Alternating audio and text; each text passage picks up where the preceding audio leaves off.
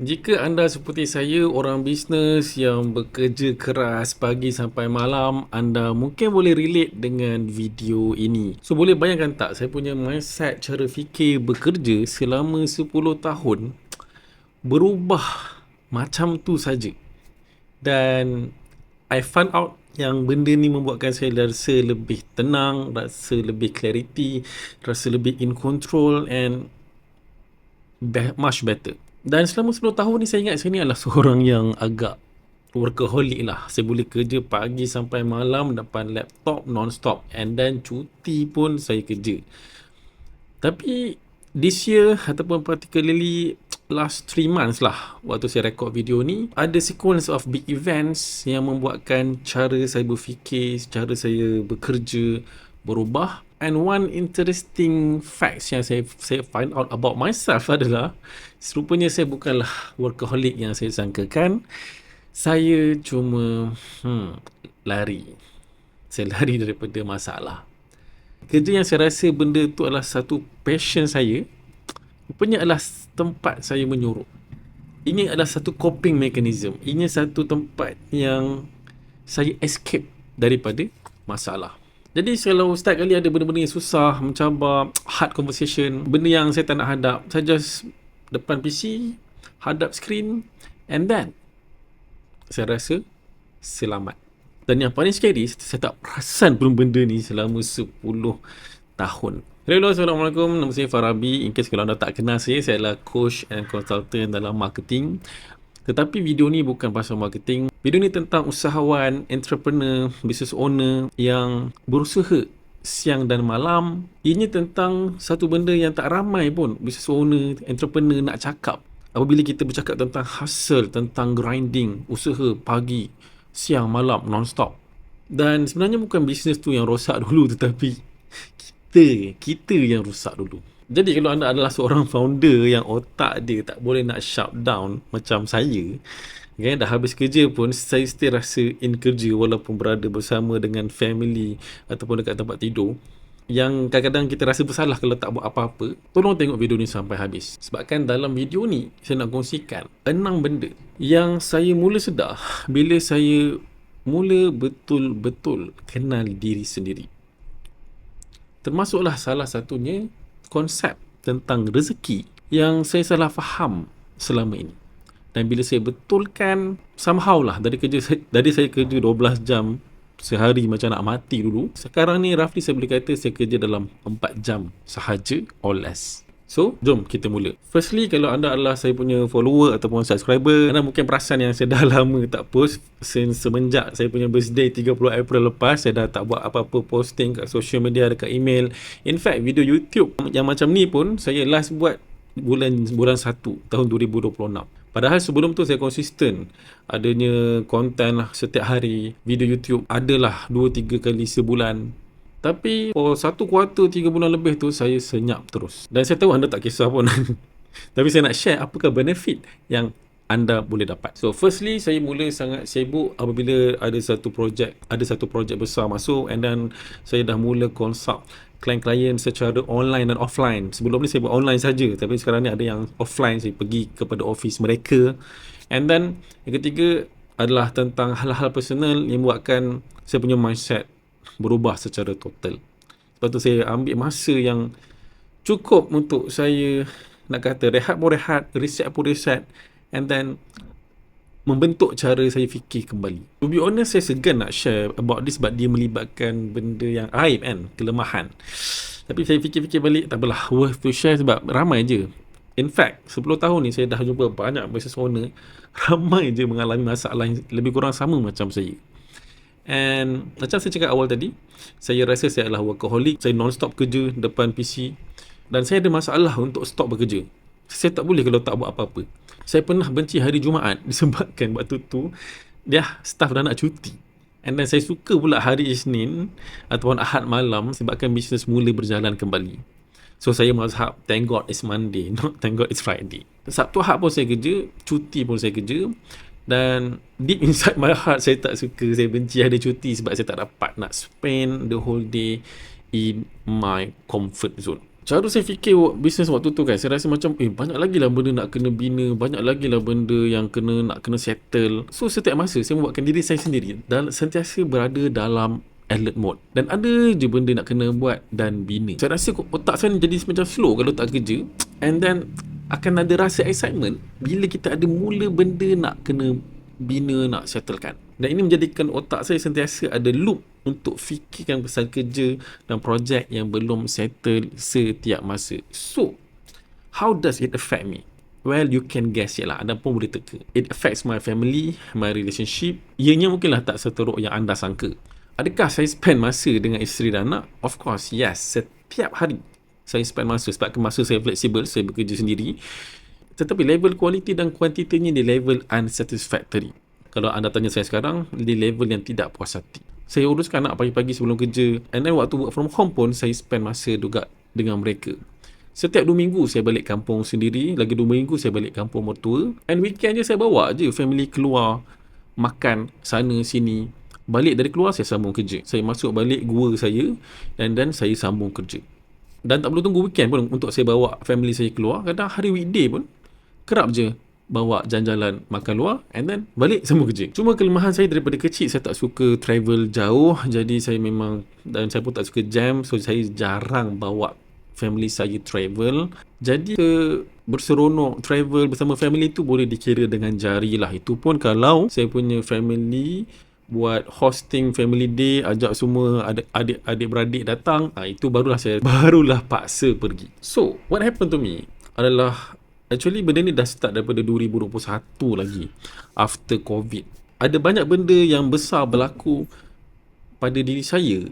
Cuma recently, pada kuarter 2 lah 2026 ni, I feel the biggest impact yang akhirnya mengubah mindset dan gaya hidup saya sekarang ni. Ianya mula berubah dari tahun ke tahun sejak 2021.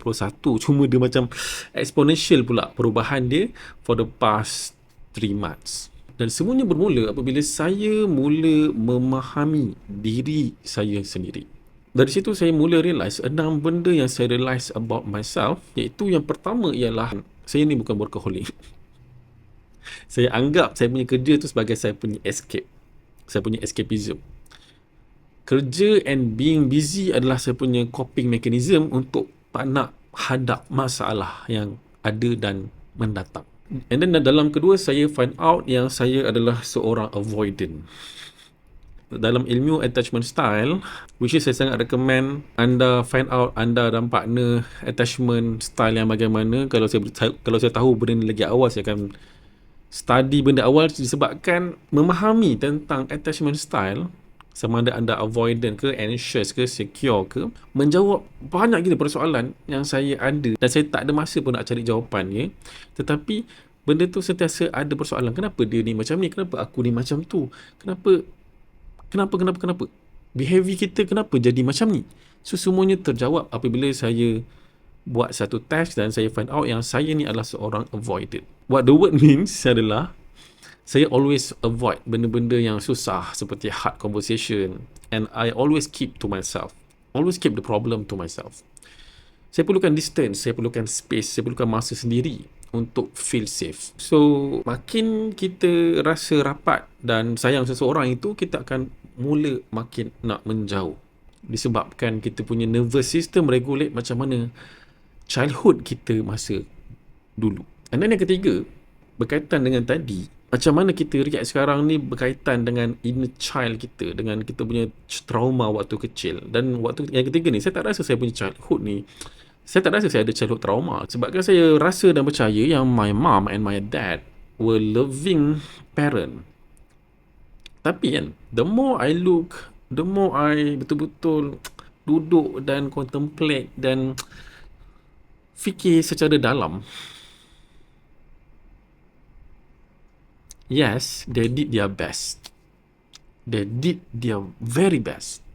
Tapi kita faham lah, style parent lama kan, sebenarnya banyak membentuk orang-orang yang avoidant dan anxious. Sebabkan kita tak cakap, we didn't talk about our feelings. Kita tak cakap yang kita sayang. Dan mereka just tunjuk dengan jaga, dengan tanggungjawab. Kalau ada masalah, kita macam memendam, kita nak ambil hati orang, kita tak nak ada isu dan konflik, so kita tak nak cakap, so kita tak communicate our feelings secara baik. Sebab itulah kalau anda perasan generasi yang makin datang seperti generasi saya dan seterusnya akan mula biasa bercakap I love you to our kids. Kita kena sentiasa bercakap dengan feelings, especially our kids sekarang ni.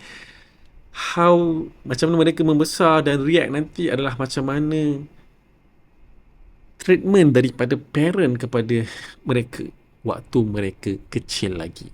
The more saya faham tentang attachment style, the more saya lebih berhati-hati, the more saya ambil more attention untuk communicate feelings to my kids. And so should you. Yang keempat yang saya realise about myself adalah saya mungkin ada late diagnosed autistic ADHD. Tetapi benda ni belum confirm lagi sebab saya pun dalam proses nak book appointment untuk nak diagnose secara betul lah, secara official. Tetapi saya tak tahu kenapa saya ada beberapa kenalan doktor yang asal dia tegur simptom yang sama je kan pada diri saya. So saya rasa macam okay.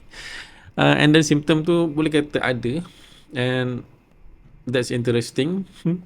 Sebab one of my kid pun ada autism.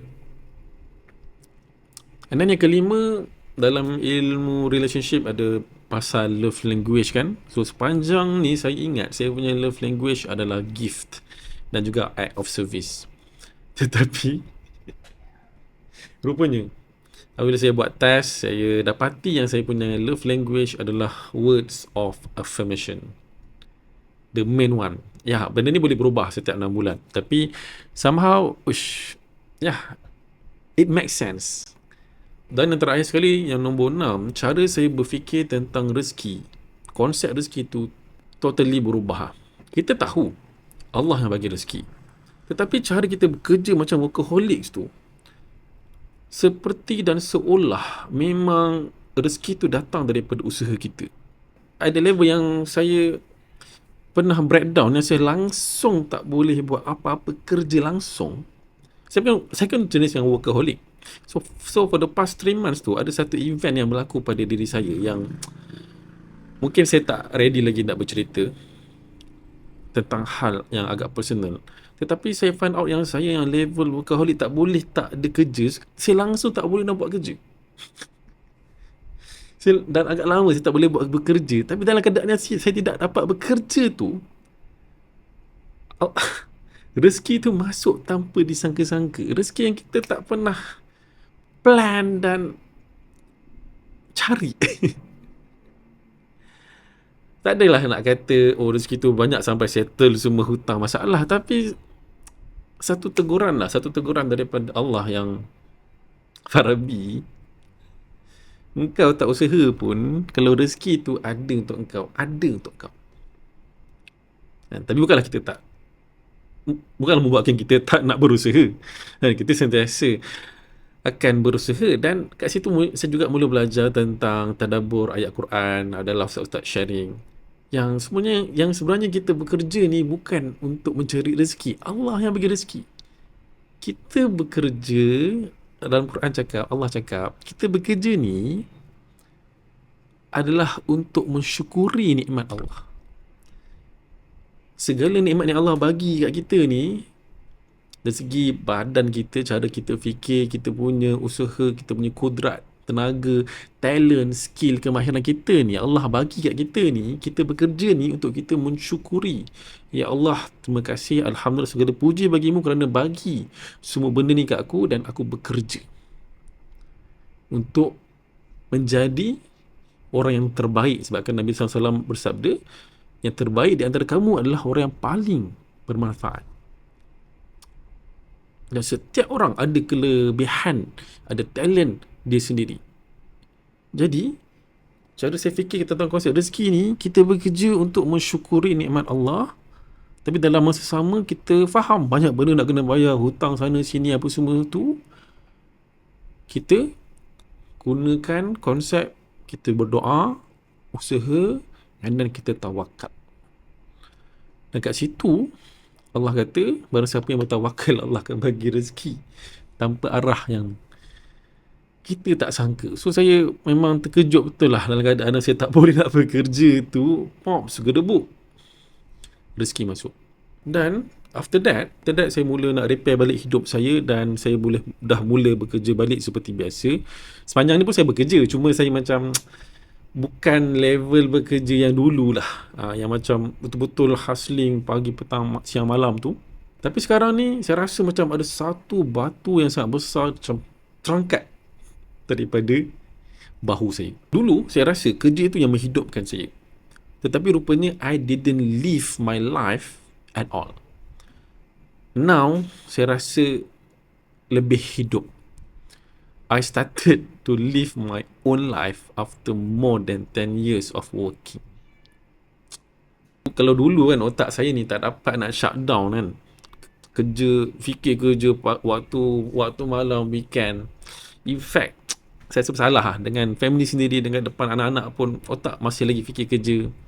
Sekarang saya boleh shutdown saya punya otak. Dulu saya benci betul nak travel sana sini. Sekarang ni saya boleh tenang je nak hadap jam, nak pergi travel 3-4 jam ke, saya dah boleh dah. In fact sekarang ni saya dah planning nak buat family happy, nak bawa mereka travel. Tapi of course lah, kena pada waktunya. Kalau tak, saya tak planning langsung benda tu. Dulu saya spend time je, my time dengan with my wife and my kids. But now it more meaningful. Dulu saya kerja pagi sampai malam, tapi sekarang ni saya kerja roughly lah 4 jam sehari, mostly lesser. Dulu saya ni jenis yang hustle culture lah kan, grinding all out. Sekarang ni saya bina sistem dan leverage. Dulu saya rasa susah betul nak exercise, nak workout. Just saya tengok je video motivate, tapi tak buat pun. Tapi start tahun ni saya dah mula buat strength training, saya dah mula workout secara proper. So, saya just nak ucap Alhamdulillah, segala puji bagi Allah yang memberikan pelbagai cabaran. Yang rupanya banyak cabaran dan ujian itu untuk kita sendiri menyingkap banyak sangat hikmah yang Allah nak bagi. Dan terima kasih kepada my family, my friends, my business circle, mentor dan mentees yang sentiasa bantu saya, especially di waktu susah dan juga senang. Kalau anda tanya saya sekarang, saya feel more calm, more clarity, more in control, lebih certainty, dan in process to be more consistent. So actually CC, calm, clarity, control, certainty, consistent ni adalah 5C, adalah satu core value yang saya letak dalam saya punya inner circle program. Rupanya kenapa saya set up 5 ni, sebabkan 5 ni yang saya nak pada diri saya. Dan saya nampak 5 ni memang diperlukan untuk membina bisnes yang bersistem. Iaitu apa? Untuk menjadikan founder bisnes itu lebih calm, lebih clarity, lebih in control, lebih certainty apa yang dipatut capai, and then lebih consistent. So waktu saya nak terapkan konsep 5C ni dalam saya punya inner circle program, dalam saya punya coaching program, saya pun rasa bersalah sebab saya sendiri kerja huru-hara kan. Tetapi sekarang ni apabila saya dah makin tenang, makin kerja pun dah makin efektif, banyak guna leverage, dah banyak mula bina sistem, otak saya pun dah tak serabut fikir pasal kerja siang dan malam. Saya dah mula bina sistem untuk rehatkan diri. Mind saya pun dah tak terlalu anxious. I feel more in control of myself and my business. So in case anda tak tahu, dalam modul saya tu, sebelum saya bantu bina sistem marketing, saya dah tekankan yang founder tu sendiri perlu bersistem. Dan more than ever kali ini, Alhamdulillah, saya lebih yakin untuk bantu founder membina marketing yang bersistem. Dan disebabkan konsep sistem ni sama je, kita mula dengan marketing dan sales untuk kita sistemkan, and then konsep yang sama boleh apply pada department yang lain. So last but not least, saya tak promote pun my program for the past 2-3 months sebabkan capacity saya sendiri pun dah penuh. Saya tak boleh take more sebabkan saya nak jaga quality. Cuma kali ni waktu saya dah record video ni, ada beberapa projek yang dah ended. So saya dah mula buka beberapa slot. Saya tak tahu anda tengok slot ni bila, tetapi anda boleh dapatkan details dekat link yang ada di bawah. So jika anda kenal sesiapa yang ada masalah marketing yang tidak konsisten, sales yang tak grow, team tak ada lagi, ataupun nak bina team, ataupun dah ada team tapi team pula terlalu dependent kepada founder, saya nak bantu anda solve dan guide anda secara personalized and customized mengikut fasa bisnes anda sekarang dan nature bisnes anda sekarang. Dan kita nak solve 3 masalah tadi, fasa demi fasa, supaya anda boleh mencapai sales 1 ke 10 juta setahun dalam keadaan yang anda own the system. Bukan apabila agensi itu berhenti, anda collapse. Bukan kalau staff itu berhenti, anda collapse. No. Kalau benda tu berlaku, anda belum own the system. Anda mungkin ada sistem yang berjalan, tetapi bukan kepunyaan anda. Saya nak bantu anda bina your own marketing and sales system. So, terima kasih kerana masih lagi menonton sampai sekarang. Saya harap anda dapat sesuatu. Cuma saya nak bagi tahu moral of the story. Mulalah kenal kembali diri anda siapa. Sebabkan apabila kita makin sibuk dengan dunia ni, kita makin fokus untuk memenuhi tanggungjawab kita kepada family, kepada syarikat, kepada pekerja. Kita banyak fokus untuk memenuhi tanggungjawab kita kepada orang lain, tetapi kita banyak neglect tanggungjawab kita kepada diri kita sendiri. Diri kita sendiri ni dah terlalu sunyi lama, tanpa disentuh, tanpa dibelai, tanpa kita bercakap dan betul-betul memahami diri kita sendiri. The more you understand about yourself, the more yang saya rasa lah betul-betul mendapat banyak sangat jawapan yang saya tak terjawab sebelum ini, dan membuatkan saya lebih clear, dan saya kita tak jatuh level yang syirik lah, yang sampai level yang kita rasa rezeki tu datang sebabkan usaha kita. Sebab kalau kita tak buat ni, tak settle lah hutang ni, tak settle lah komitmen itu dan ini. Yang kedua, apapun ujian yang datang, saya memang nampak terlalu banyak hikmah yang Allah nak bagi, yang Allah nak didik dan tarbiyah kita. So, teruskan bersangka baik, teruskan buat baik kepada orang sekeliling kita, dan tunaikan tanggungjawab dan hak. Saya sendiri pun banyak lagi tanggungjawab dan hak yang perlu disettlekan, dan doakan saya dapat settlekan semuanya. Dan saya pun mendoakan anda juga dapat settle semua hak dan tanggungjawab, dan kita menjadi orang yang berjaya di dunia dan di akhirat. So, kalau anda belum follow lagi, jangan lupa follow dan subscribe, dan jumpa anda dalam next content. Anda juga boleh tonton video ini ataupun video itu. See you.